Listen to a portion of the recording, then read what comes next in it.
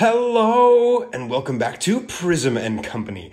On the docket today, something really special. The TrueBlack Tarot. A true work of art. A breathtaking accomplishment in tarotography. A deep-seated, hateful box of black darkness.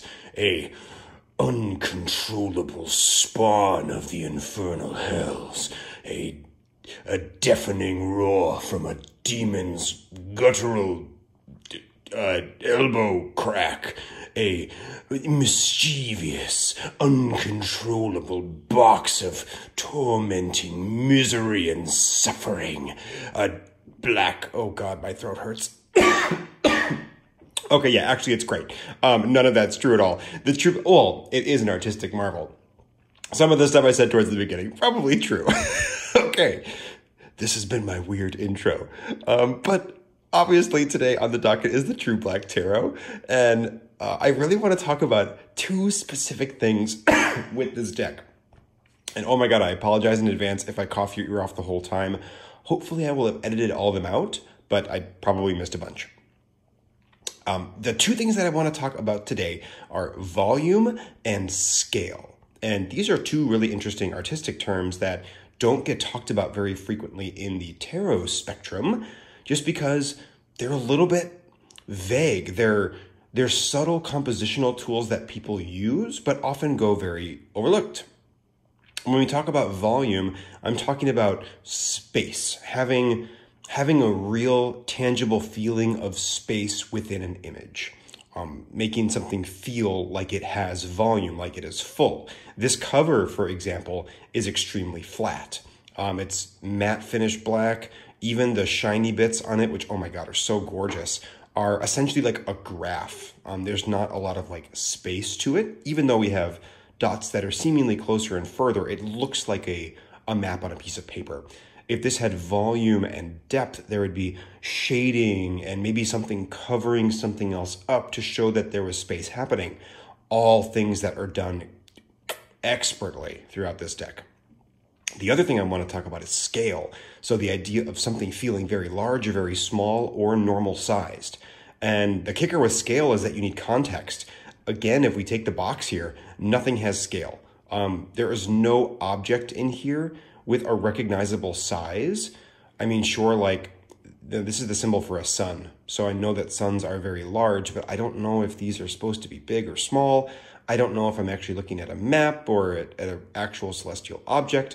There is nothing to counterpoint it against. Imagine, for example, that he would never do this, but that there was like a photorealistic mouse drawn right here. It would let me know that this whole object is extremely small, because we're seeing a mouse portrayed very large and it's standing on top of, say, this map showing us stars and things like that. That object, that thing that we know what the size of it is, immediately gives us scale. And this deck, oh my god, does that expertly. So good. So good. I can't believe how good it does it. Ooh, so good. Okay, enough of that.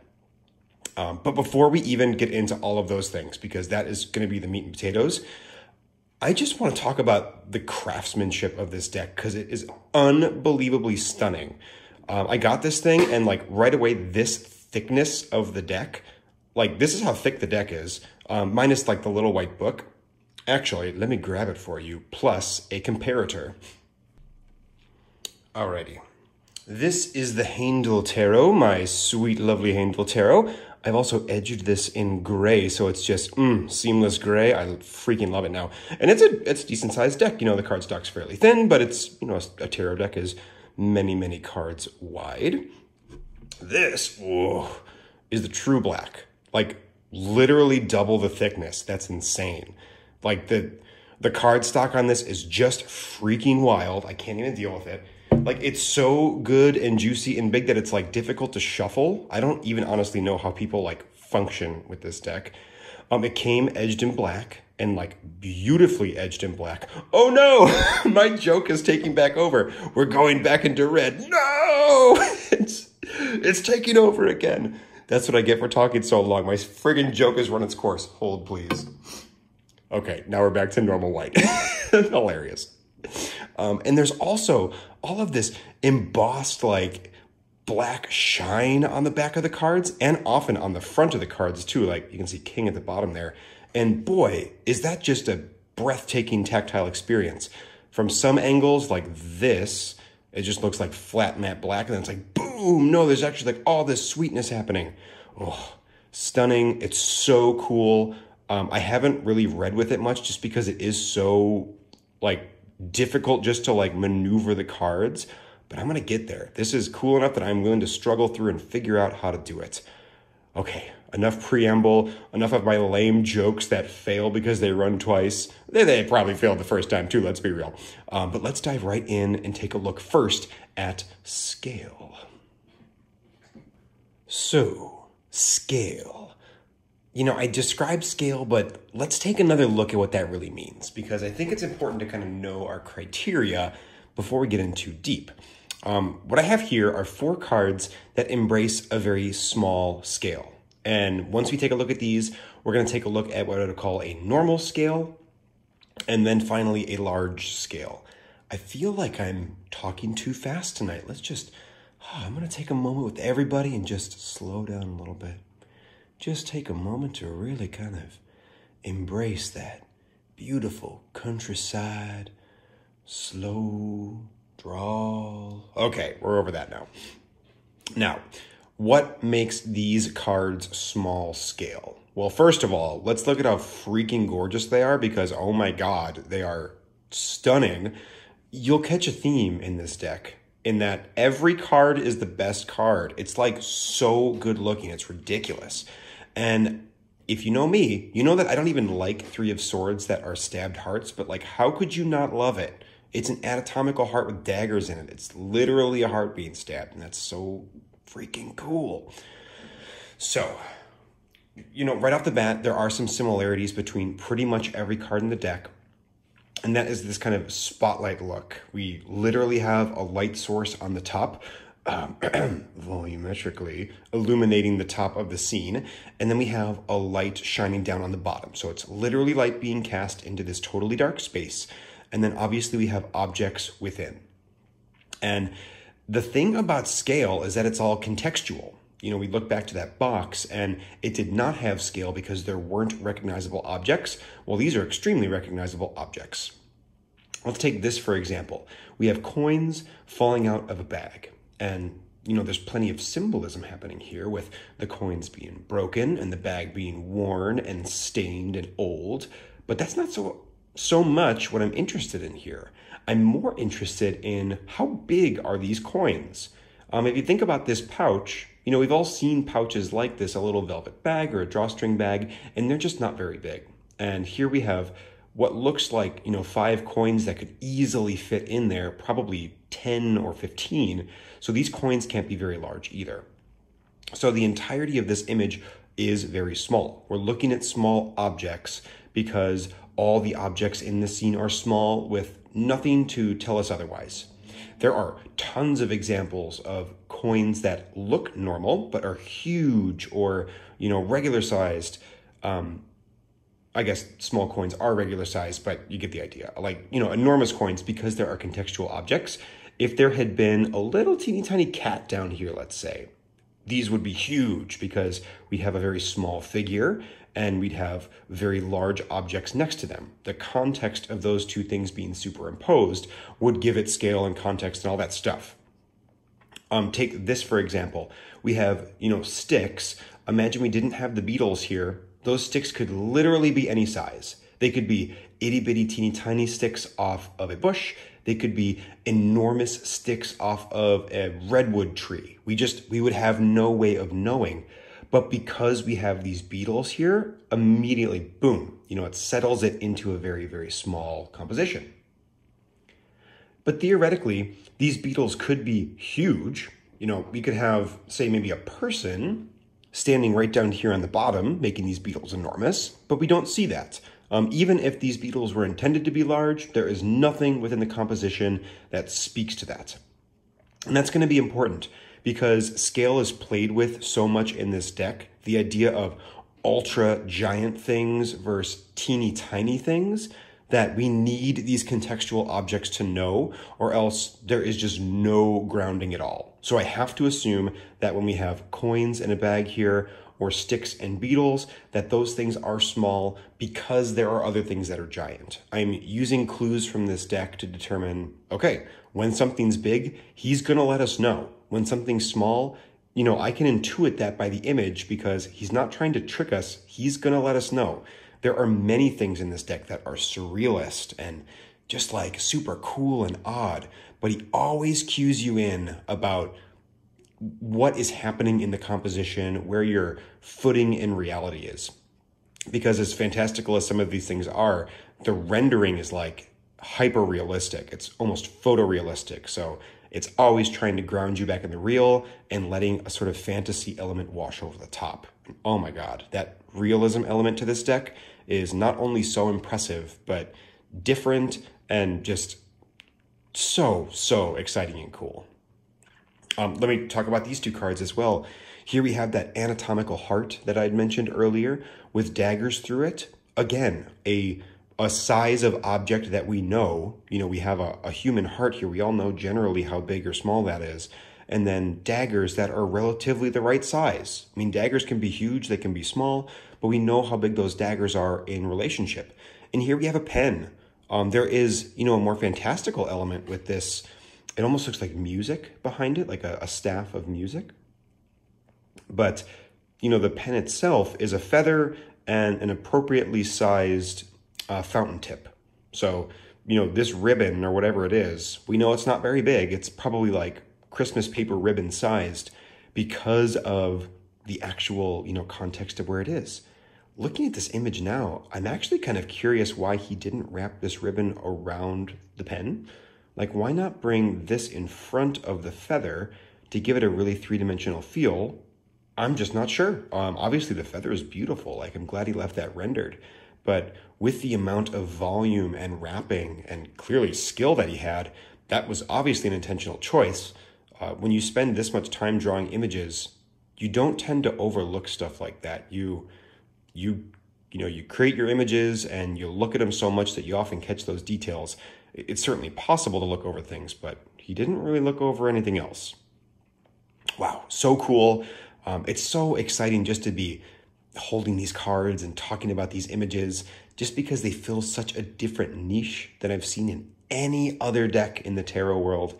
If you know of any other ones like this, just with this level of realistic rendering, let me know, because I'd love to even see what that looks like.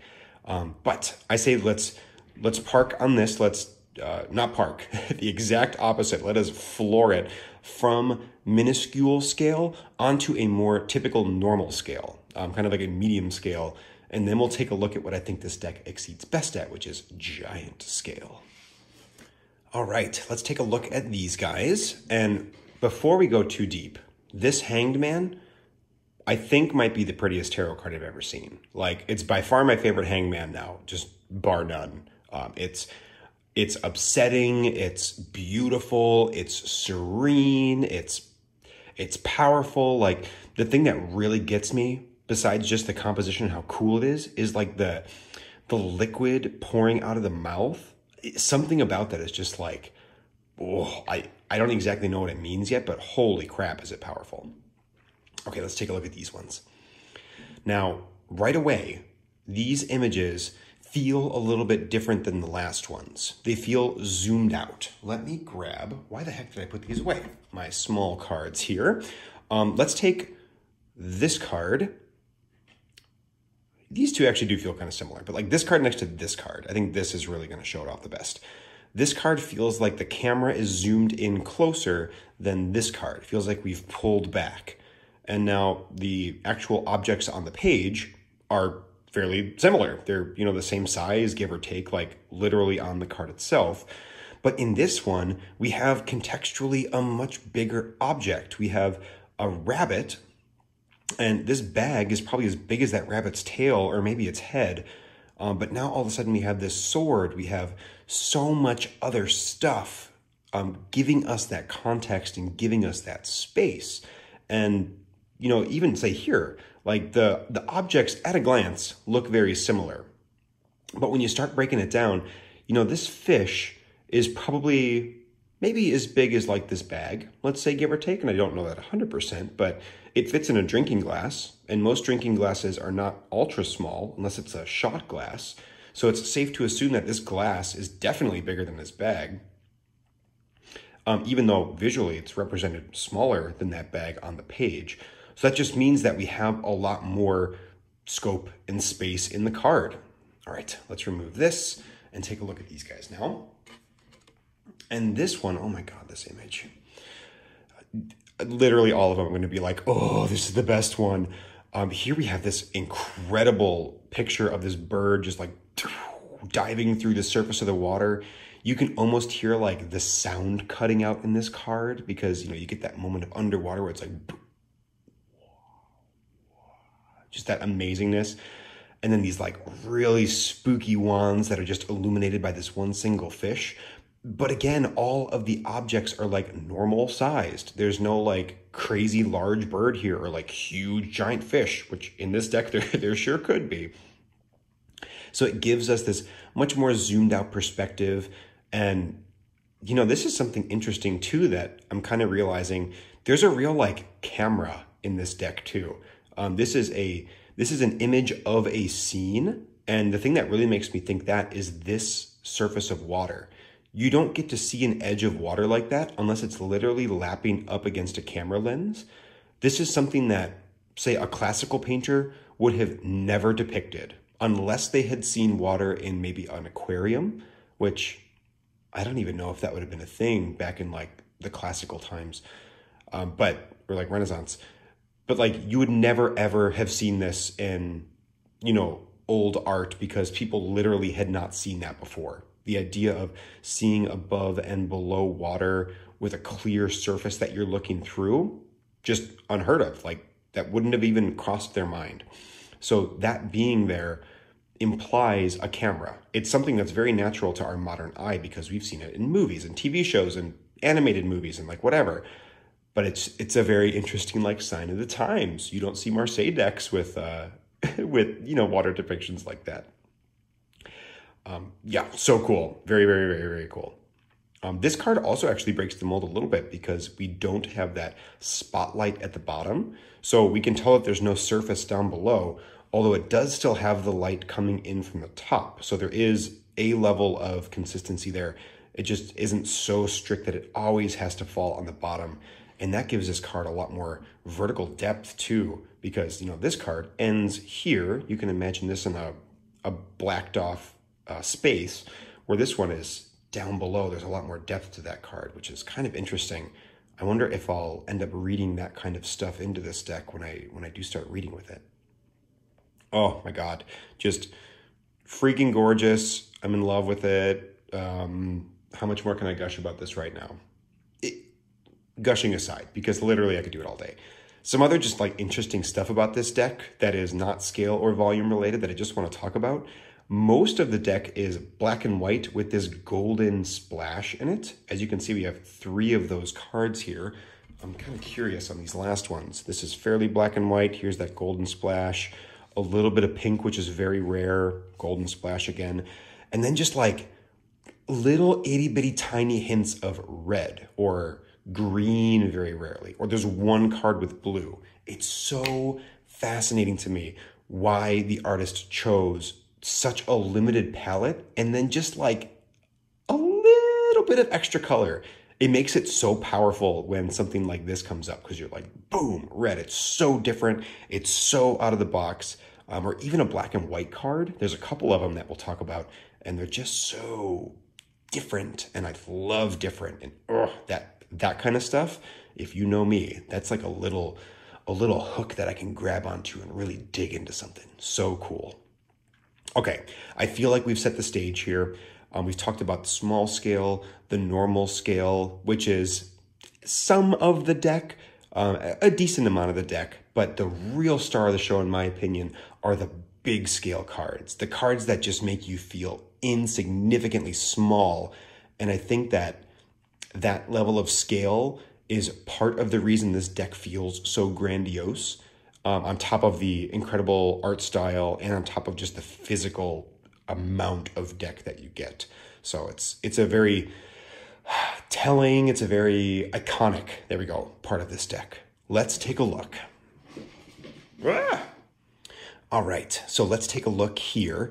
And I've organized these cards from smallest scale, even though it's still very large scale, to biggest apocalyptic scale that this deck has to offer. And I'm very excited for the last card to show you. So, if we take a look at this deck, like we did for the other ones, we have a very, very recognizable shape in this deck, which is a human figure, even though it's a little bit fantastical and that it's wearing armor and it's got this crazy mask on. We know very clearly, give or take, how big a human is. We even have some coins on top too that look pretty normal size. And then boom, this big old coin on the bottom that this guy is stepping on. And I say guy, but that's a fairly androgynous figure that we're seeing. This is the Knight of Coins here, and it's a really, really cool card. I was kind of taking a look at that face. Yeah, that feels fairly androgynous, which is pretty cool. But yes, definitely a very large coin that we're seeing amongst a normal sized person. Just your classic example of blowing up scale a little bit. And a very straightforward example too. The next one here is a little bit more complicated. Complicated? Who says words like that? Complicated. And it's not all that complicated. Like, these are big coins. Those are butterflies. These are big coins. But it is a little bit in that we have, a slightly unclear scale.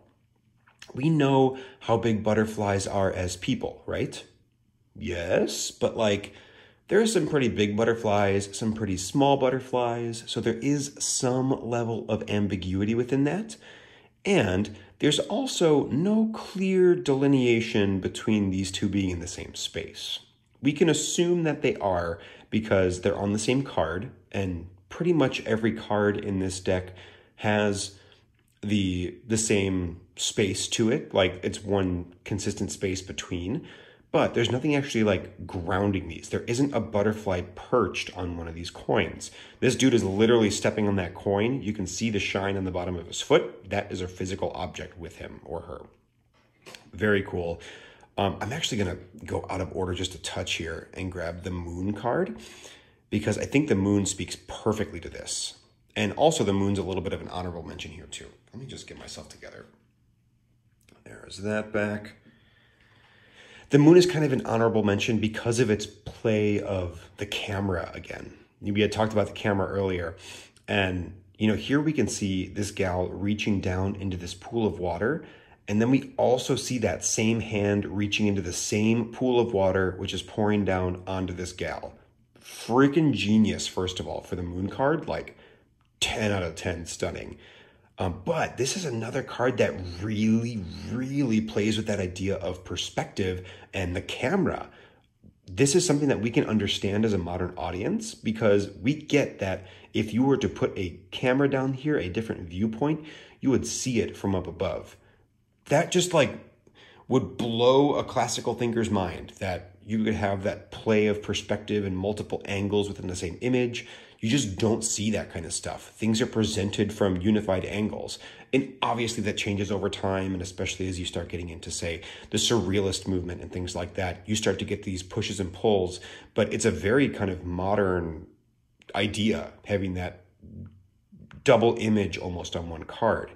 And having a card like this in the deck and so many little plays towards the camera makes me think I wonder if these are in the same plane or not, or if it's two totally separate images. I think that this is one image here, just kind of glancing at it, being yeah, that feels like it's one space, but kind of interesting. Side note, this is also the one card with blue on it. Why is it the one card with blue? Reveal your mysteries to me. I read through the guidebook, and he mentions that there are blue butterflies, but not why he used them. And this is my plea to you.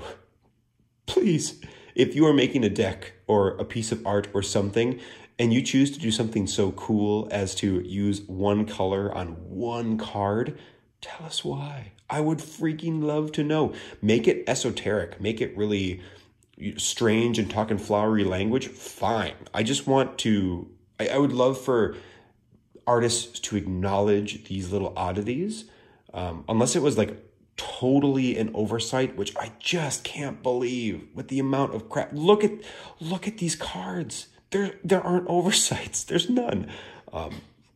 Just with the level of consistency and quality, I know that blue was chosen for a reason.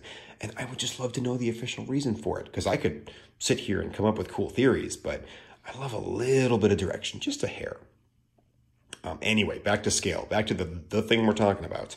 It's the same kind of thing happening here, maybe with the camera, or if nothing else, at least very, very large coins with our other objects. Boy, we're going a little off the rails today, but I kind of love it. All right, this one here. Now, this image is significantly more surrealist than the other ones. It looks like, not looks like, it is a giant knife pointing down to a lily pad with some lovely lotuses here too, and some other knives in the background. And if it wasn't for the realism of the rendering, I would say that this is just a surrealist image or more of an implied large knife. This is large for symbolic purposes and not like physicality purposes. But so many great pains were taken in this deck to make it physically realistic and full of volume and space. We'll talk more about the volume half in the second half here. But it lets me know that this is a large physical knife in this imagined space. How do I know that? If we take a look at the bottom here, this knife is reflecting yellow light coming off of this lily pad. Immediately, that lets me know that this is an intended object in this space. It's not superimposed over the top. It's letting me know that there is, physics happening here. Light is refracting off and reflecting off of these surfaces, which is gorgeous. First of all, the skill it takes to render something like that, to just draw it, is wild to me. And the fact that he captured it not only like on solid still objects like this, but also with things like flowing water, insane. But it really gives that sense of realism, which is cool. So we actually have a giant knife here. It makes me wonder what world all of these cards exist in. What wild space is there that has all of these surrealist objects and, giant things and small things and all these Marbleline, statuesque people. So interesting. Let's take a look at another. Oh, I'm so excited. Here we go with a very large coin because it's next to an elephant, and we have this elephant behind trees. And, again, we have things sort of in front of and behind and reflecting onto each other. For example, we have the yellow reflecting onto the elephant's leg here. Then we also have this coin reflecting onto the neck meat. And then not only that, but these coins are in front of these trees here, but behind this tree. So they're large enough to be interacting with those trees. And definitely on this side, behind these trees and behind the elephant. So we know that these coins are huge, and that's so cool. And also just like this statuesque white elephant is like totally insane and awesome. And I'm kind of curious, does this elephant have two tusks coming out of one side of its mouth? I can't quite tell, but I think so. It's very interesting too. Just so neat. I love the little extra bit of spatial context, of scenic context in this card with these trees. Same thing with the lotus and the water here. And ooh, really with the, let's see, because I want to look at these more, like the water in this. Anytime you're getting that space, that volume in these cards, it's really, really successful. So certainly some volume here. We won't circle back around to this card, but we'll certainly talk about that more. Just lovely, lovely, lovely. Every card in this deck, man, is just like the best card. Oh, that is a little fuzz in there. So good. I'll go over there. Here we have scale in a kind of like surrealist way, because we have this giant snake on our strength card, which is a really neat representation of strength anyway, because obviously normally we'd have a lion. But this is just a really, really big animal against a, again, very knowable sized shape. And can I just say how terrifying that animal would be if you actually had to interact with it? Like, that's horrifying. I am afraid of the ocean, mostly because it houses the largest animals on Earth. The idea of seeing a whale to me is terrifying. A whale could consume me easily in one swallow without ever having even seen me or thinking about it, because it's just so massive. Like, it wouldn't, like it eats krill, but it could, and that's terrifying. And who knows if there's bigger stuff. My deep-seated oceanic fears aside, though, we have a very, very large object here. And I think that's pretty darn cool. We'll put that off to the side. Now, this one, at first, didn't strike me as a card with a lot of scale. Sorry, my foot keeps falling asleep, so I gotta, like, keep rotating around here. Okay, come on, foot, let's wake back up. But then I realized what this is, a letter. And that letter is casting a shadow onto our swords. And again, it's that attention to physical detail that is really tying these all into an individual space. And, you know, imagine this is an 8.5 by 11 piece of paper. These swords are enormous. Like, your hand typically would hold the hilt of a sword and it would be sticking out, what, a couple inches on either side, maybe? If you put your hand in the middle of a piece of paper, you've got several inches already, which means that these are gigantic hilts. And then you have all that sword on top of it. These things would be massive. That'd be like the size of a person practically. It's a very large sword. What can I say? Why beat around the bush? It's a big sword. In fact, it's two big swords, and it's on the two of swords. That's where we're at right now. Can we just talk about how pretty it is? Because it's so pretty. And even just like the pattern that is embossed onto that sword, friggin' genius, so good.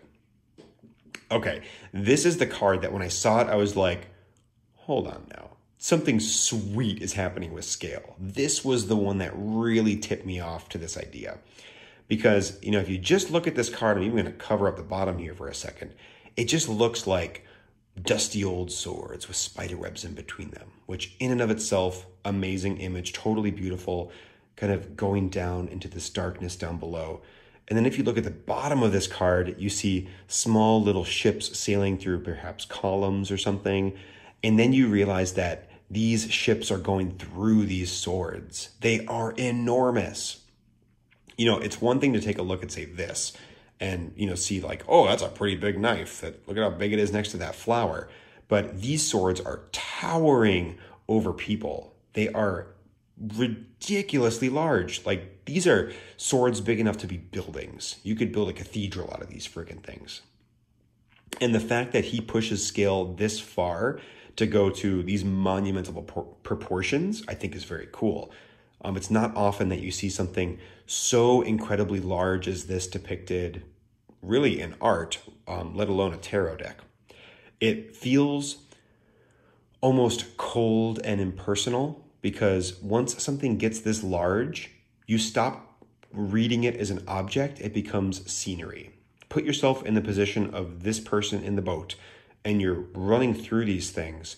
You wouldn't even take these in as swords. Like, even if you functionally understood that that was the shape, you'd be like, oh, someone built this giant architecture in the shape of a sword. It would stop being a sword. It would start being architecture. These are officially buildings. And that crossover, that change is very cool. It really starts playing with the way that you see and interact with things. And I think that the fact that this deck goes that far is really, really cool. This is not the only card that does that, though.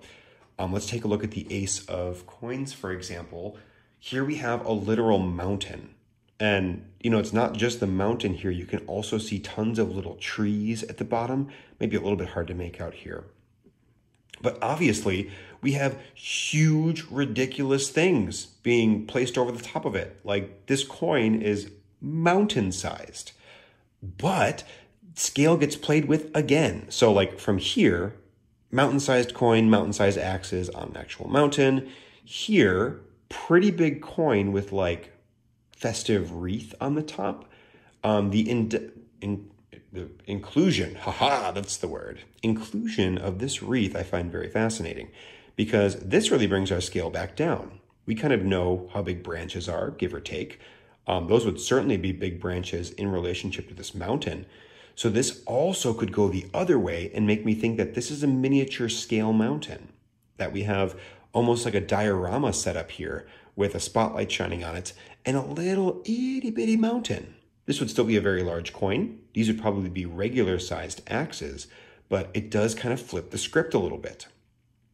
I still prefer to read this as a mountain with a cataclysmically large coin over the top of it. I think that feels cooler for the Ace of Coins and is just a little bit more like imposing and neat, but you really could read it either way. There's a real kind of inversion that happens based on which half of this card you look at. So fascinating.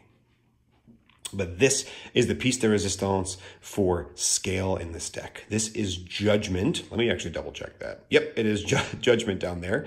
And here we see some of the awesome embossed stuff that we get on the major arcana. And here we have an angel. And, you know, this angel is human-sized. So immediately we have our scale, right? But this human is walking through clouds. And not just one layer of clouds, but 2 layers of clouds. Like, let's take this Ace of, come on now, coins back. Let's imagine this mountain is down here. This mountain, typically a mountain might poke through the top of like a first layer of clouds. That's not unreasonable. Then there's a second layer of clouds. Then there's this dude's torso. Then there's the head. Then there's the top of the wings. Like, this scale is enormous. I can't even with how big this card is. And the idea of that is the Judgment card. That level of scale just like coming at you is extremely imposing. I think that level of size is one of the reasons I immediately feel distance from this deck. And not even bad distance, just there's so much space. I am so insanely small compared to what this deck is trying to make me feel that it's just going to give me big ideas. It's going to give me huge scope, huge scale, because that is what the images are depicting. And I'll be fascinated to read into that a little bit more when I actually do more readings with this deck. How does that scale play into everything? Where does that fit in? What, you know, crevices can I kind of explore because things are just so hyper massive? And, you know, like I said, the Six of Swords is really what kind of like got me thinking about scale. But Judgment, once I realized that these were clouds, I was like, oh, it's that big. Okay, got it.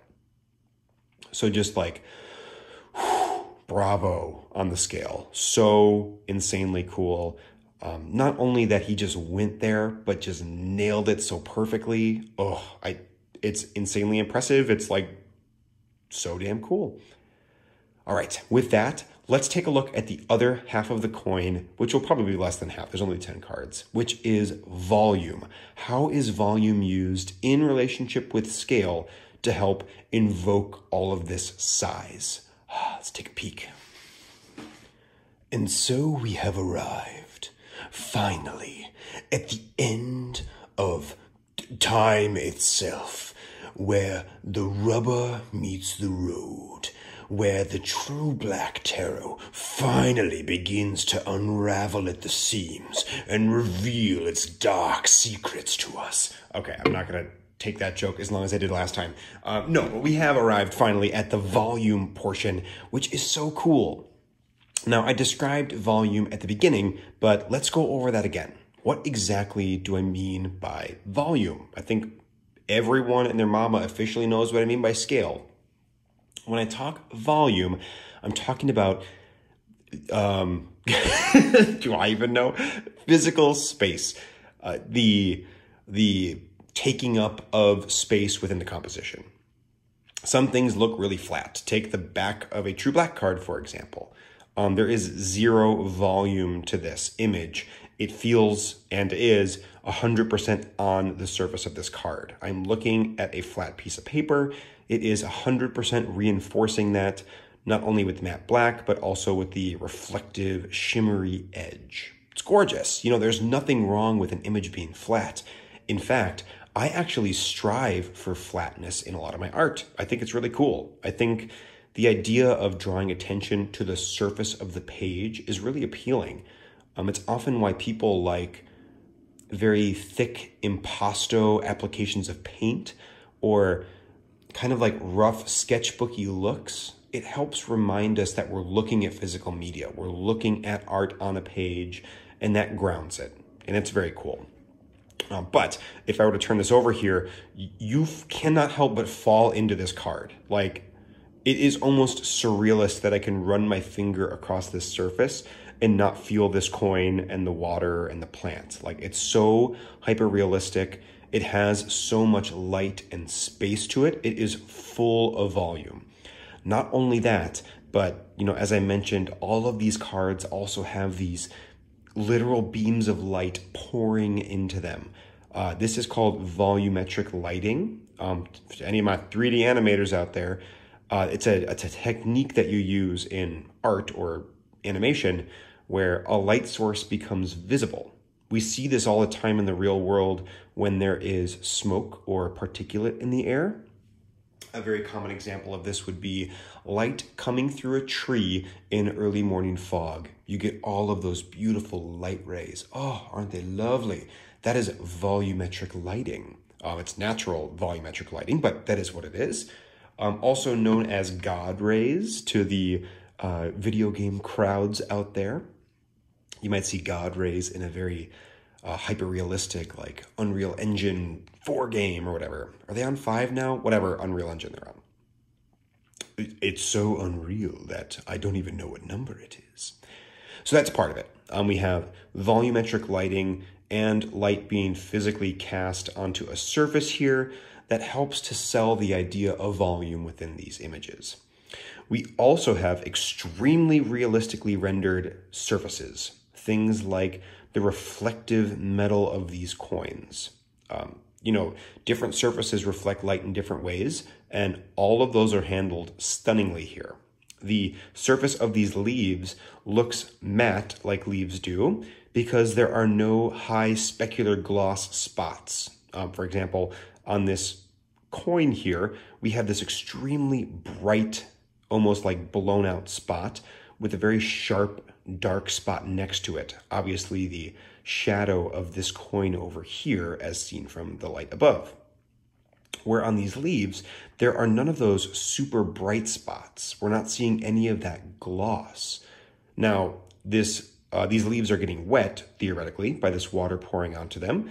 So if water had splashed onto these leaves, we might see small little dots of very hyper bright white specular light. The same way that you kind of see some of those really bright spots in the splashes down here, or even on some of these little seed pods, we can see some little bright specular lights.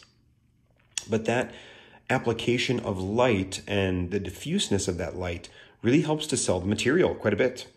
The water here, for example, we are getting almost strictly black and white. There is just a little bit of white shining there from our light source up above, which again feels very much like a camera because that means that there is a light source up here. It's not just like ambient light coming down, like, you know, an angelic glow. Like we're seeing the reflection of a light. Same thing with the coin here. The same way that we see the reflection of a ring light in a YouTuber's eyes. It's very like self-referential to like, yes, that's the light source. You know, every time you see this glow, it's pointing to the light source. Another very interesting, like modern part of this deck. But anyway, back to the water, we have that extremely bright light source being reflected. Then we have all the yellow from the coin. So it's 100% getting all of its value and its hue from the coin up above. Then it's strictly black and then gaining, again, 100% of its value from the greens down below. It's super high contrast and picking up colors because water is transparent. We're not seeing that in the coin because the coin isn't transparent. And just that level of attention to detail is how you get a photorealistic image like this. Everything has to look not only perfect, but also realistic. Because if something doesn't look realistic, instantly the whole thing's thrown off. It's like, nope, that's not a real image because, yeah, it looks a little bit fake. So like you really have to be like, okay, every little ridge needs to be illuminated with a light because that's how it would behave in the real world. And that's where we're at. So extremely cool. Also, even things like the water on the bottom of the card here. I hope this will show up. You're seeing the dark roots of this plant as seen through this green hued water that's like building up here. That water's like reaching up to meet this stream downwards. You know, it's that, oh, now I forget the name of the physics term, but it's reaching up towards the stream of water like things actually do. See, like putting a paper towel in water, like water climbs up, that same idea. It's all of these very hyper-realistic things that start to build in the volume and realism. Okay, enough of the 3 of coins. That card is freaking amazing. Let's take a look at this one. We have some very similar things happening. We have very realistically rendered surfaces. This coin in particular looks so glossy. We have the extremely dark darks, the bright brights, but it's not just like the same level of brightness as this coin to its side. No, there's subtlety to it. It's as if the light is reflecting off a sharp angle back at us. We see not only the darkness of, reflected light, but also the darkness of cast light. This hammer is casting a shadow onto that coin, which is different than the reflected dark light on the bottom of the coin. Freaking brilliant. The craft and the application of color and light is just unbelievable in this deck. Even in the shadows on the bottom here, this card has like water on the bottom. How about this card? Let's go back to the 2 of Swords for a second. This shape is very dark on the bottom. That's casting a black shadow down there. That's because there is no color to refract or reflect. Not refract, reflect. But in this one, we have the warm hues of these coins. So our shadow looks more red-orange. How incredible. We have glowing embers here on the edges of the hammer as if it just struck and it was hot. And we can see some of those warm tones glowing in the volumetric fog here, maybe even making their way down to the bottom, certainly reflecting off the actual hammer itself. And then finally, the actual steam or smoke or, however you want to envision that, it's flowing and it's moving in space. Particulate is coming off of it and getting caught in the light. All of these things just breathe so much space and volume into this card. It's stunning. It's gorgeous. I tried to grab some different examples because there's lots of examples of smoke and light. All the cards feature that.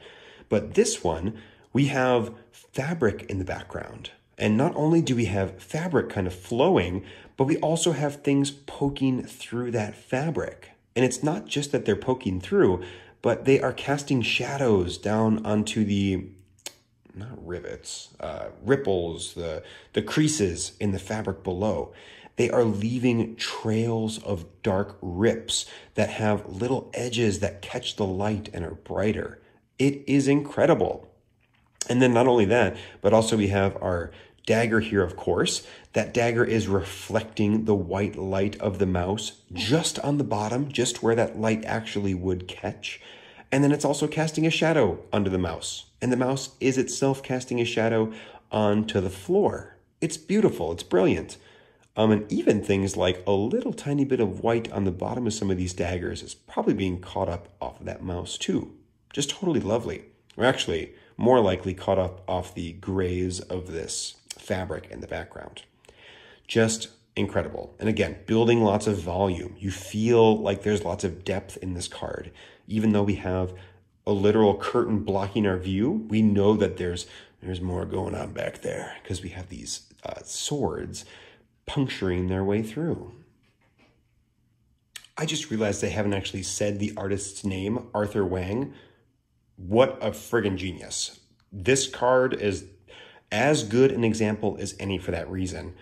Before we even talk about the volume, just imagine drawing this card when everything has to be this hyper realistic.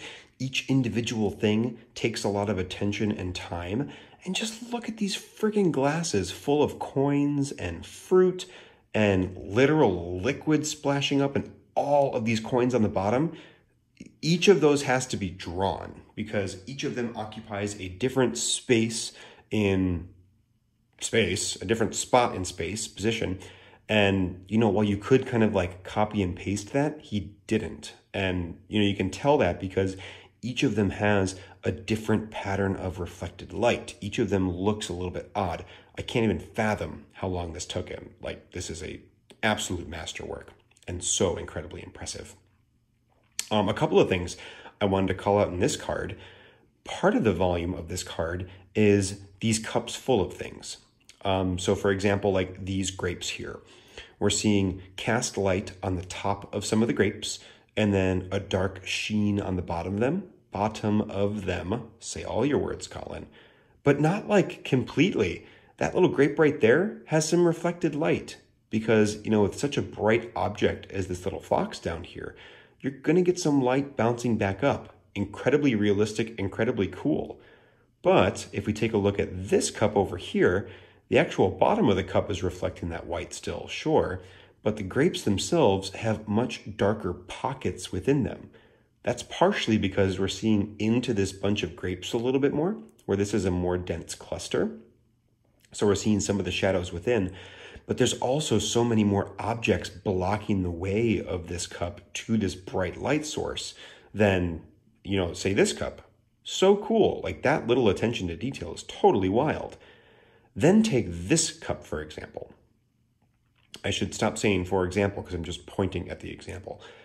Here, we see the objects in the cup and they're really pushed away from the edge. That's because light is refracting on the edge of this glass. So as the glass, you know, comes towards you, more visual aids. As the glass, you know, ebbs around and bends, it gets thicker. So you can even see my finger distorts and changes as it moves behind the glass itself. So when you get a thicker bit of glass, you can't see as much material. You're only looking at the thickness of the glass itself. So that is rendered wildly beautifully here. We're seeing the literal thickness of glass and then the contents inside. Who takes the time to depict that? We're not seeing it up there because the stuff is pushed right up against the glass. We're seeing it here because it's really on its edge. That's insane. That's insane. It's so beautiful. It's insane. Did I mention it's insane? And on top of all that, we have literal liquids splashing around, which is rendered perfectly. All of this stuff down here. And not only are all these coins beautiful and rendered, but then we have shadows on top of those coins, but we can still see individual ones down below. There is light reflecting, back up onto the objects sitting on top of the coins, and then back into space. Those coins are then becoming black because they are fading into the distance. Holy crap, there's too much happening in this card. It's like almost too impressive.